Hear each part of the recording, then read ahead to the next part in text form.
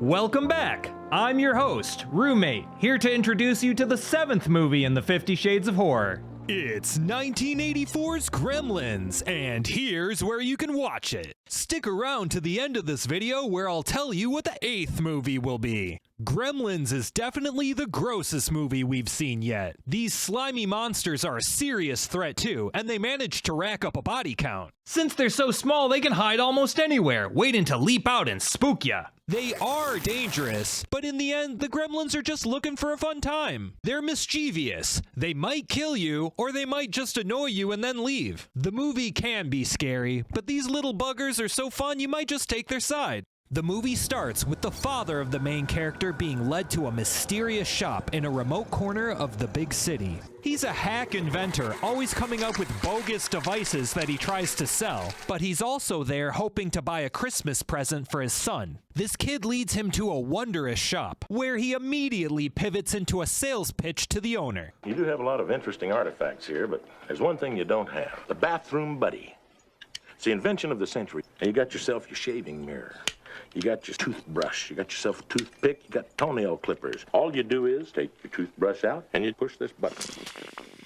That's no problem. That's absolutely no problem. Cleans up easily. But while he's cleaning up, he hears a mysterious singing. He discovers the source is a cute creature, a mogwai. He tries to buy him. I gotta have him. He's incredible. I'm sorry. Mogwai not for sale. But the owner's grandson thinks they're missing out on a great sale, so they conspire to do a shady deal in the alleyway, and the dad heads home with the tiny creature. We meet Billy, the movie's hero, struggling to get his car to work in the winter weather. This makes him late for his job at the bank. And oh, that's so cute, he brings his dog to work with him. Sweet guy. He tries to act professional, and his coworker Kate comes over to help him out. And talk about the romantic tension. Sheesh. Well, it's not all rosy because the town bitch is headed to the bank on a warpath. She takes a quick stop to tell a poor family that Christmas is no time for charity. The bank and I have the same purpose in life: to make money, not to support a lot of deadbeats. Yeah, great goal. Very noble. She tells Billy that his dog is responsible for damaging her snowman, and she says she has plans to take care of him. Maybe I'll put him in my spin dryer on high heat. That'd do it all right. His dog isn't going down without a fight, though. If you see these dogs in your front yard, just know upstairs I'm going hard. Bing bong. Mangy cur. I'll get you when you least expect it. Man, she really does go full Wicked Witch of the West. I'll get you, my pretty, and your little dog, too. When Billy gets home, he knocks Chekhov's sword off the wall before putting it back up. His dad surprises him with an early Christmas present, telling him to open it right now. After all this build-up, we'll finally get to see the little guy. And he doesn't disappoint. What a cute little guy he is. Does this have to be a scary movie? Can't we just hang out with cute little Gizmo? Maybe we can take some pictures of him? Uh-oh, that didn't go so well. What's going on? Oh, poor guy, he's terrified. Number one, you gotta keep him out of the sunlight. That'll kill him. Number two, keep him away from water. And don't ever feed him after midnight. All right, so if those are the only rules, this should be easy. Let's just play some music with him instead. That should be fine.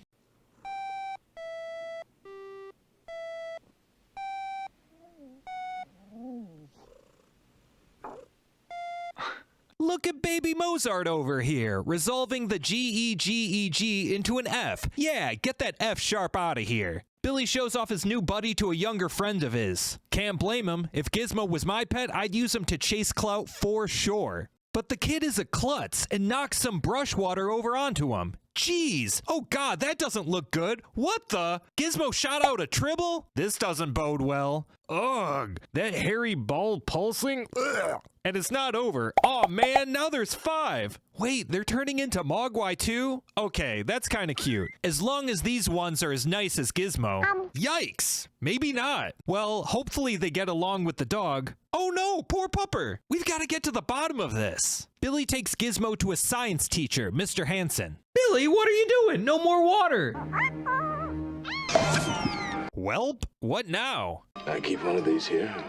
Run some tests on him. I think I could spare one. So after leaving the new Mogwai with his teacher, Billy walks Kate home. They walk by some carolers, and that gets them talking about the Christmas spirit. Billy is fond of it, but Kate doesn't share the merriment. I always thought everyone was happy during the holidays, no matter what. Well, most people are, but some aren't.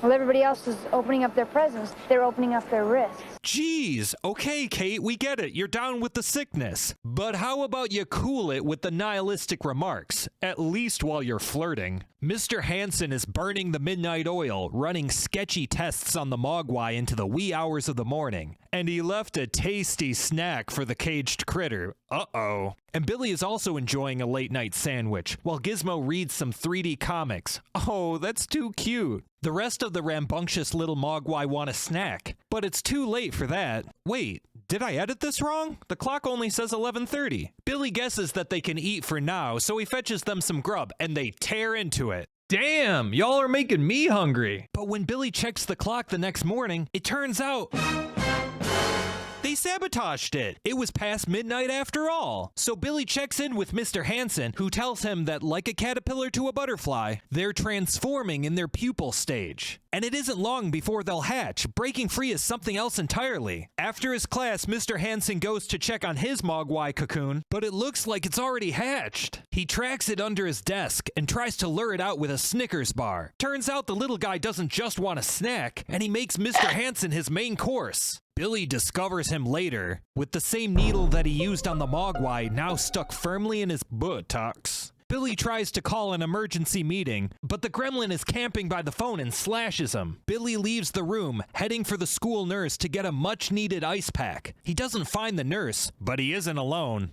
Surprise, motherfucker. What a cool reveal. This movie takes its time, but it delivers. Back home, Billy's mom hears the rest of the gremlins screwing around, so she arms herself and goes to investigate. After gingerly making her way to Billy's room, which is in the attic, by the way, so cool, the gremlins start playing some music to put her in the Christmas spirit. Do you hear what I hear?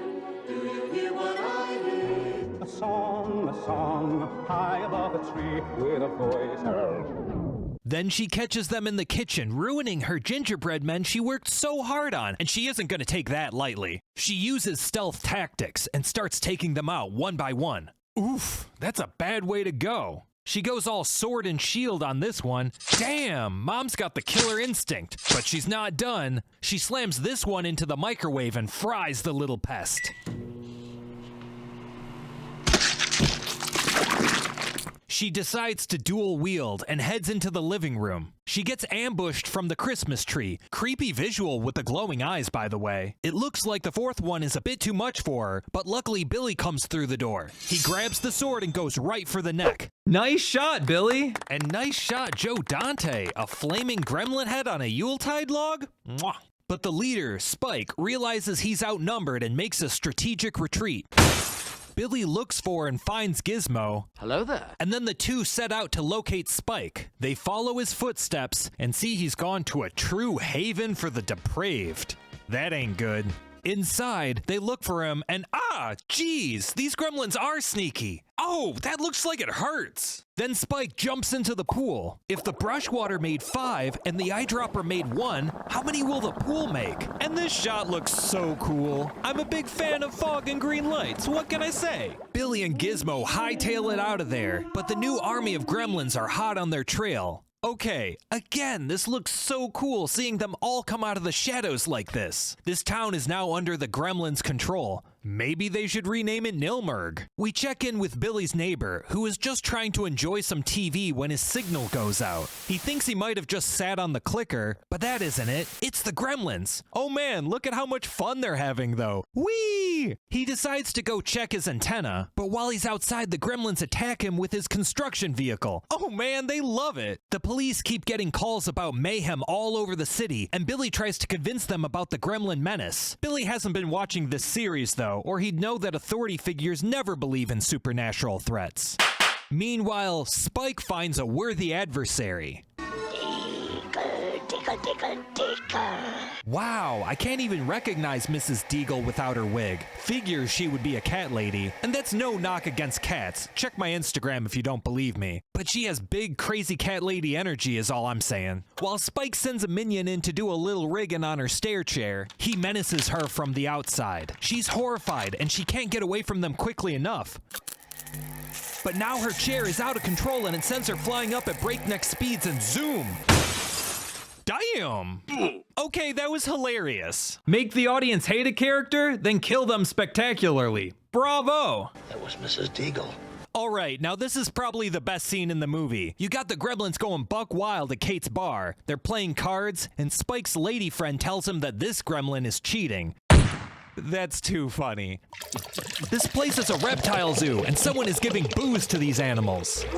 I can't blame Kate, though. These gremlins look like fun. Smoking 3 cigarettes at the same time, singing and dancing. They know how to live, and they have a lot of body positivity. But when she lights a match to keep this one smoke chained, it gives her an idea, and she grabs her Polaroid from the back. She fires off a couple of quick shots, and Spike's like, oh shit! While she goes on a shooting spree, Spike puts on a balaclava and takes aim for Kate's head. She's out of film. Uh-oh. She manages to deke him out.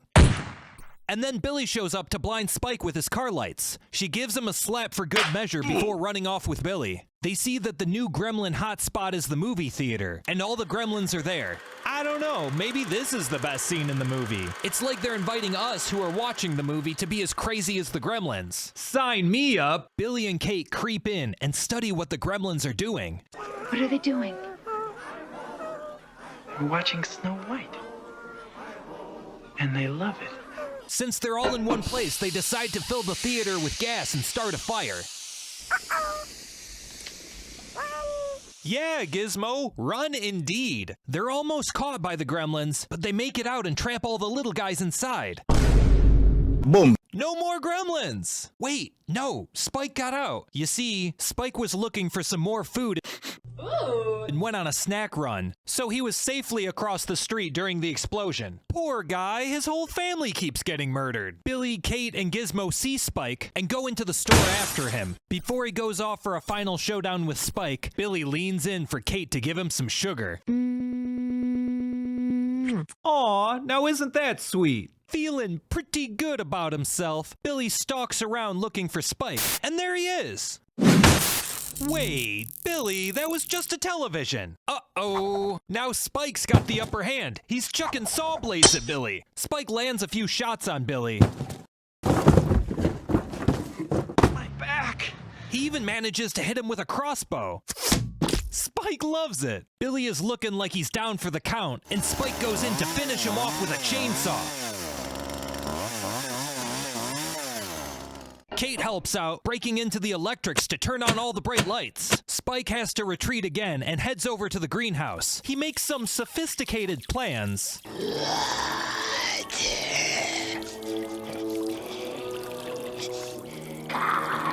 Blending into the greenery, Spike lays in wait and then ambushes Billy. Gizmo comes in to save the day, narrowly avoiding being shot, and unveils the bright horticultural lights. They all stare at Spike, mystified as he starts to melt in the sunlight. Ugh, looking pretty gross there, Spike. Billy moves in to make sure that Spike is gone for good. Hi, sisters.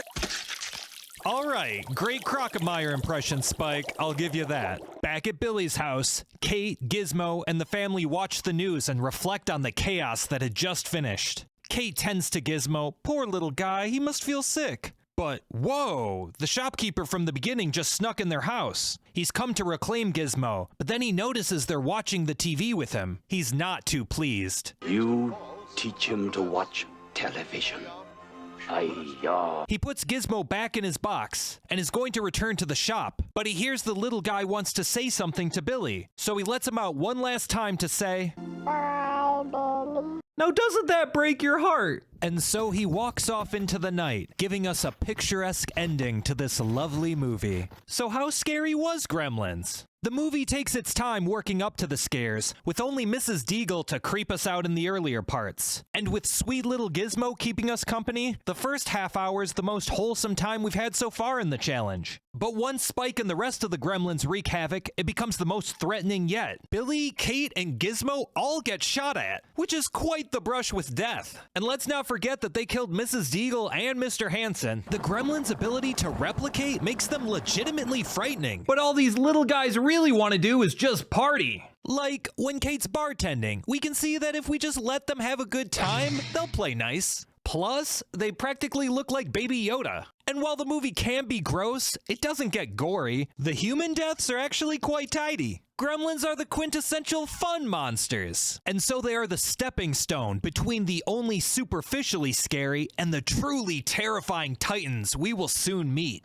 So, what do you think? Is Gremlins scarier than Beetlejuice and the rest that have come before? Do you think that there is a movie that isn't as scary that should be on the list? Maybe you think another Joe Dante movie should be on here. Maybe you think Gremlins 2 deserves the spot. Let me know in the comments. This week's other recommended review is for Shan Watches Movies. He does first-time watching reactions, and he focuses on more technical aspects of the filmmaking. For instance, in this clip he comments on the shot composition.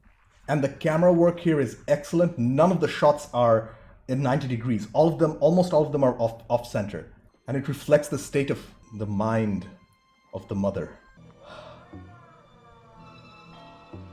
Excellent camera framing here by Dante. While his channel isn't horror focused, he covers a lot of movies. So many of the upcoming 50 Shades of Horror are already on his channel. Check out Shan Watches Movies Gremlins reaction. The link's in the description. Next week's movie is Terror Vision. I've got bad news though. Streaming isn't available in the US. I was hoping that at least YouTube would offer it for rent, but no dice. They offer these semi-dece movies from 1986, so why not the glory of Terror Vision? Well, start asking around. Maybe someone you know has a copy. When they ask why you need it, be sure to tell them about the 50 Shades of Horror challenge. And hey, if this video gets enough likes, maybe we can convince Shout Factory to do a 4K UHD re-release, eh? Thank you so much for watching. See you next week, where we'll melt our brains with some Terror Vision. Ay-ya!